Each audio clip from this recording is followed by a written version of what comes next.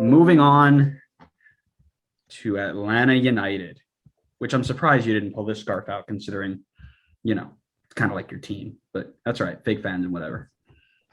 I thought I hadn't shown this Dallas scarf off yet, so I wanted to bring out the a new one. Listen, man, excuses are great. You They keep are. keep it up, and I'll back you all the way. But anyways, Gabriel Heinze goes into yet another season after finishing fifth in the East, 3, 9, and 12, which gives you 51 points. Was it 51? I didn't write down how many points. That's weird. Please hold. But anyways, Yes, 51. 51. I thought it was 51. Look at me go. I'm great. Let's talk about that starting 11. Right now, I've got them in a 4-4-3-3, which can obviously change because there is a ton of new faces in there, and they went with 3 in the back at one point, and Gabby is not impervious, I will say, to trying things like that. But you're looking at Guzan in goal, obviously, with our boy Andrew Gutman, Robinson and Franco as a center defensive 2, and Lennon on the right. Sosa and Ibarra in a defensive midfield role, with Almada playing at cam, with Marcelino Moreno, Josef, and Araujo at a front 3, which on paper is terrifying. Goodness me. What do you think about that? You said front 3 was Araujo, Moreno, and Joseph. God, that is scary. I think the crazy part is that I think you could rotate in like Mateus Rossetto as well. I think he'll probably get some game time. And then they still, I think, technically have like Emerson Hyndman on the roster. Yeah, Ozzy I gotta Alonso's assume here he's now. on his way out. I can't see Ozzy getting too much time. No, but he's probably that like Sosa replacement, I would say. So I think Hyman's got to be out soon. I think. And most likely, they got Sadic as well for some midfield depth. Yeah, he's and he got some time last year too. Yeah, towards the end of the season, he was definitely getting some pretty good minutes. And then, of course, you got George Campbell as well, who can slide in and make a center back 3 if he's up to speed. I think if Franco ends up making a move this summer, Campbell's getting that starting spot. Do you think he's ready for it? What do you think? Yeah. I think I almost feel like on a similar projection to Miles Robinson. Ooh, I like that. If he got time, I think he would follow a similar route. I mean, obviously, like a lot of things would have to go right. Like Robinson's career has definitely skyrocketed to, being one of the starting center backs in the men's national team picture. So, I mean, that's a big jump for Campbell to get to, but I think he has that potential. I think the lineup is pretty spot on. Nice. All right, let's talk about improvements. Did they improve? Yes. I think bringing in Almada is definitely an improvement. I think the midfield hopefully now has another year under their belt and will have gotten more comfortable to the style of the league. Because I think Sosa definitely could have been better. So I think now there's the potential that he's a little more settled in and playing better. Same thing with Ibarra. I think the fact that they kept the back lines together. I know they lost George Bello, but to replace him with Gutman is like an instant replacement. So I think that's great. So I think that they kept majority of their talent together, and then they just improved. Well, I wouldn't say they necessarily improved. I think Barco for Almada might be like more of a straight swap. So maybe I would second guess improving. I think the team overall will improve, but I don't think that they necessarily brought someone in who was a direct improvement over someone else. I took these notes before Almada became official, and all it says is as soon as Almada walks through the door, yes. Now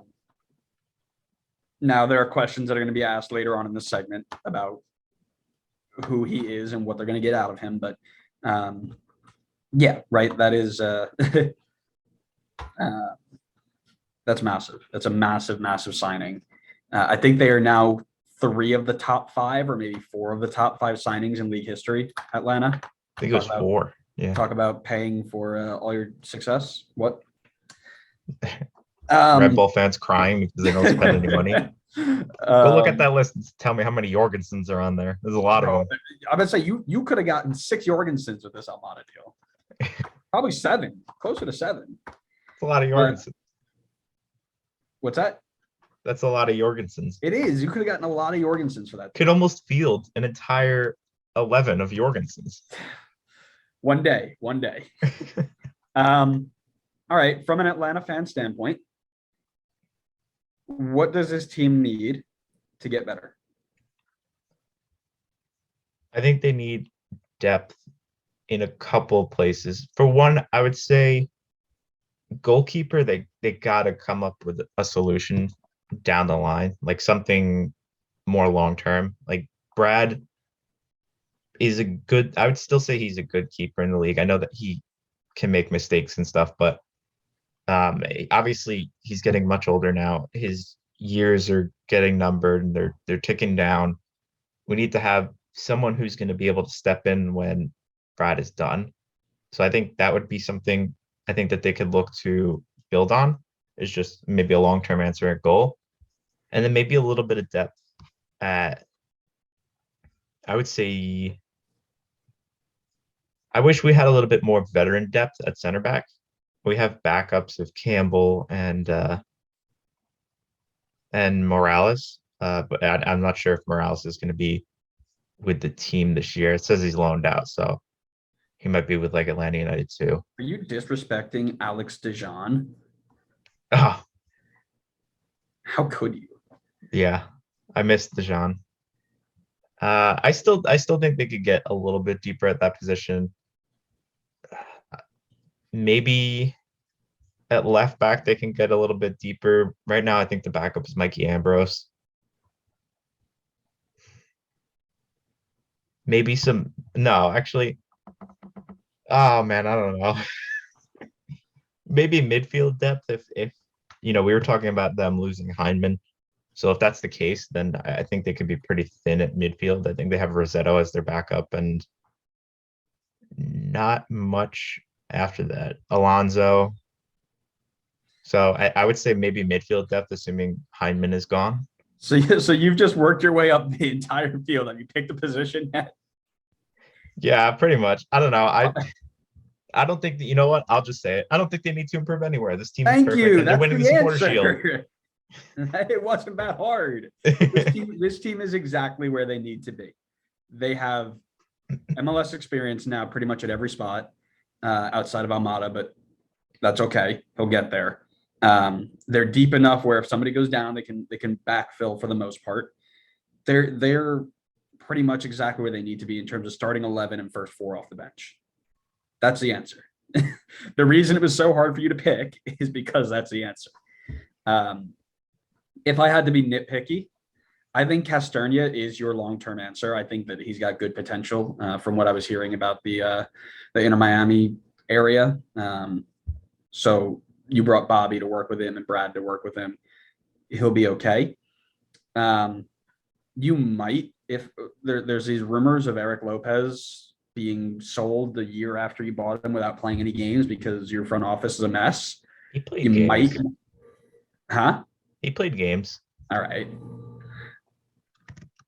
You might want to look into something that's a little more long term, but that's if I'm nitpicking. I think you're okay with everything else. We have our long term, at least in my opinion, we have our long term striker in Tyler Wolfe. Tyler Wolfe? Yeah. Interesting. Am I thinking of the wrong? Am I thinking of? Are you thinking of Conway? Yeah, sorry, I meant Conway. Yeah, Jackson Conway. I think from what I've seen, he was getting some minutes in preseason, and he was looking pretty good. So he did the same thing last year too. Yeah, but then he like never really got a chance until like I think later into the season. I know he got some opportunities, but I'd want to see him get some more. But it's hard, obviously, because of Yosef. They also just Atlanta just signed the young Mexican player. I forget his name. They did. That was yesterday, wasn't it? Yeah, I think so. I think it was Luca. I don't remember his full name though. Yep. I missed that one. So Like I said, I prepped this a couple days ago. So that's okay, most like likely I said, their and long-term. I was just nitpicking. I wasn't It's like I hard, said. like you said, Really, it's hard to find a hole in this team. yep, because I They're think just really- perfect. Are we going to talk about best edition? I think it's pretty self-explanatory. Ozzy Alonso. Yep, we can move Yeah. on. Yeah, Thiago Almeida, obviously the best edition. Biggest loss. I'm saying Barco. I don't know. Bello, maybe? See, I think you've got a straight swap for Bello right now at technically left wing where Barco was playing, which I know it won't be this way because you've got Marcelino Moreno who can play out there. But the only like pure left winger is our good friend Jake Mulroney. So if you need to use Marcelino Moreno inside, you're hurting for left wing depth. Yeah, maybe. And Machop Chol. But Oh, you can't just slide Machop Chol at the last minute. Machop Chol is absolutely he should be second on the depth chart ahead of Jake Mulroney. Player that's pretty fair. Player to watch in 2022. Who are you watching? I want to watch Luis Araujo. I am pretty high on him this season. I think he's gonna be phenomenal this year. I think people forget a lot that for one, he's not super old, but he came over from Lille, who was playing in the Champions League and won the French league ahead of PSG. Mm-hmm. And he was getting solid minutes for them. I mean, he was a key, Grant's probably not the most important player, but he was still, a key squad member for a team that topped the league over PSG. This guy is going to bring quality to this league. And I think now that he's gotten a little bit of a window to kind of settle in, not a full season, but I'm feeling a super strong season from him this year. So I'll be watching him. I think he's going to be a lot of fun. Nice. Mine was obvious. It's Jake Mulroney, our Lord and Savior, the absolute GOAT. Yeah, I'm ending the call. Thanks, everybody. See you next episode. No, it's Thiago Almeida for me, right? And it'll lead into my big question. Look at that. Whoosh, that transition. What type of Almada are we going to see? Is he going to be Miguel Almiron, or is he going to be South American Player of the Year, Pity Martinez? Right? South American Player of the Year, Pity Martinez, was not terrible. In his first year, he did nothing. He was not terrible. He just had a high price tag and high potential, and high standards. And it got nowhere until his last year. I wouldn't say he got nowhere. He still made the playoffs and everything. Oh my God! So does everybody else. You need to try to not make the playoffs. Zlatan didn't make the playoffs. Zlatan's not good. Zlatan is not as good as Alec Moyle. We've been through this. They don't even play the same position. Doesn't matter. You should have said he's not as good as Ryan Hollingshead.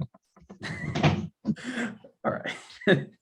But that's going to determine Atlanta's success this year because I feel like they're going to lean heavily on Almada, and if he needs to get up to speed quickly. What's your question? My question is more so with the back line. Can the back line gel together? I know they didn't change a lot. I mean, the only change is just Gutman coming in. But we know the talent is there going forward. And they're going to score goals. Like, that's not a question. There's just, regardless of whether or not everybody's clicking and there's full chemistry, like, there's just too much talent on this field to not score goals. So at that point, the only thing stopping them from being the most dominant team in the league is just, can they click defensively? Can they get the chemistry down with Robinson and Franco, and then Gutman and Lennon on the wings, and then Brad and goal? Can they click together and keep out enough goals so that they can win? I think that's going to be the question mark for them. I can't see them not being that successful, but yeah, I think so too. I think that they'll be super solid. And my worry more so is the chemistry between Robinson and Franco. I don't know if they'll click as well as like Robinson and LGP did when they were together. But interesting. We'll see. Okay. Well, where do you have them finishing then, Mister? I'm call me biased, but I'm super high on this team this year. I think they're finishing between first and third in the East. I'm not calling you biased. That's exactly where I have them. I'm sold on this team because it's not like a Toronto where they bought all these players, and I think Toronto's gonna be great too. By the way, don't get me wrong, but it's not like they bought all these players and like, oh, they've got all really big names and they're gonna be great, and they still need to get used to the league. All these players here have at least 1 year under their belt. I'm with you.